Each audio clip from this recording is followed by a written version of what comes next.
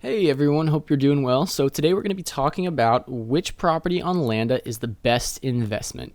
If you don't know what Landa is, go ahead and just click right over here. I have a video that tells you all about it and gives you a quick tour of the app. It's just a general overview. For those of you that know what Landa is and are just interested in what the best investment is, I'm about to tell you. Just a disclaimer, before you use this information to invest with, it's all quantitative and it's based on returns. It's based on their given numbers, expenses, returns. It's all quantitative. It doesn't take into account unexpected maintenance or vacancy or anything like that. Now, I'm not going to bore you with all the numbers first. I'll get straight to it. So please give this video a like, subscribe, because I'm going to give you the answer to your question right now. 480911 Pinedale Drive, as of July 24th, at approximately 11:45 p.m. is the best investment on Landa. The reason why, the actual return is 11.57%, while the next highest is going to be 10.12%. If you're actually interested in how I got these numbers, let's get right into it. Your price per share is going to be $5.90. Your stated rent return is 15.34%. The way they calculate this is they take your rent profit, they divide by 10,000 shares, which is going to give you your rent profit per share per month. They then multiply that by 12 months and divide by the share price. Now, this number is still different than 15.34. The reason why is because all of these expenses here have decimals, but for the purposes of making it pretty, I assume they round. So all of these numbers are going to be rounded, and that's why there's a slight discrepancy, and it also transfers over into here. If you take their actual numbers right here, which I did, you will get 756, even though it says 754. Again, it's rounding. And you can see for all the properties, I put the difference here. All of them are either 1 or 2. It's immaterial. It's not worth, thinking about.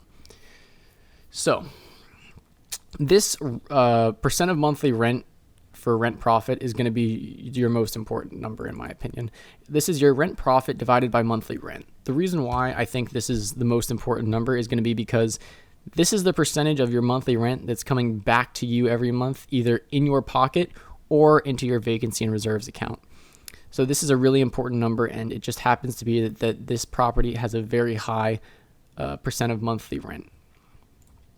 So for 1712 Summerwoods, I'm going to talk about the difference in return. This difference in return is just the stated rent return minus your actual return. Very simple. Now, the other thing about this property is that it's the lowest property out of all of them. At 8.63 compared to the next highest of 9.31, it's definitely the lagger behind. But that doesn't mean you should ignore it, and I'm about to tell you why. This vacancy and reserves here might not always be vacancy and reserves. What am I talking about? I recently talked to someone who spoke with someone at Landa who said that if a vacancy and reserves account grows to be a specific percentage, the person mentioned 8%, that they would then start paying out vacancy and reserves as part of your monthly payout. So if you notice a property has a lowish rent return, but their vacancy and reserves is very, very high and they don't really ever have tenancy issues, it might be a really good investment because the price will go up dramatically if they end up paying out vacancy and reserves at a certain point. So that's something to be aware of, and it's why you need to keep track of all of these properties because there is value in all of them. 4267 High Park. This property is pretty standard. It has a pretty fair rent return. I believe it's the second highest. Yep. Second highest return. Everything is pretty standard. The other thing I'll talk about is the Landa fee. It makes sense for a duplex to have the highest fee. There's twice as many tenancy related things that they have to deal with in terms of getting people in the properties. There's also twice as many repairs and things that could go wrong. There's 2 kitchens, so it ends up being a lot more for them, so that's why that is going to be higher. These two are the same, and this one is the lowest. Why this is lower, I'm not 100% sure.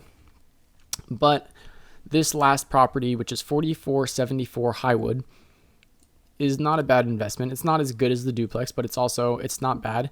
It also has a decent monthly payout, and the rent profit again is 47.44, which is right in line with the other regular properties. It's not really far enough off to say that you shouldn't invest in it.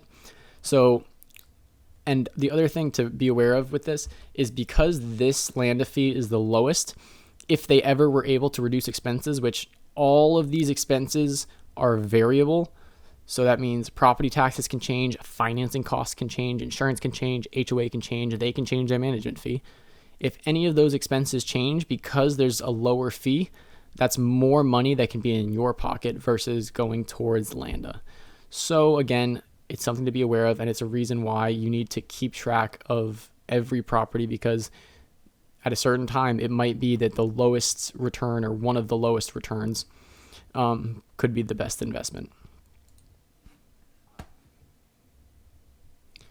So lastly, I'm just going to go over this one more time. And also, this Excel sheet will be in the description. So if you go down there, you made it to the end of this video, go in the description. You can download the Excel sheet. You can play around with it. And if you'd like to see me do any other calculations, make any other kind of models, talk about anything about Landa or investing or anything in general, leave me a comment. I'd love to discuss it. I'd love to make models.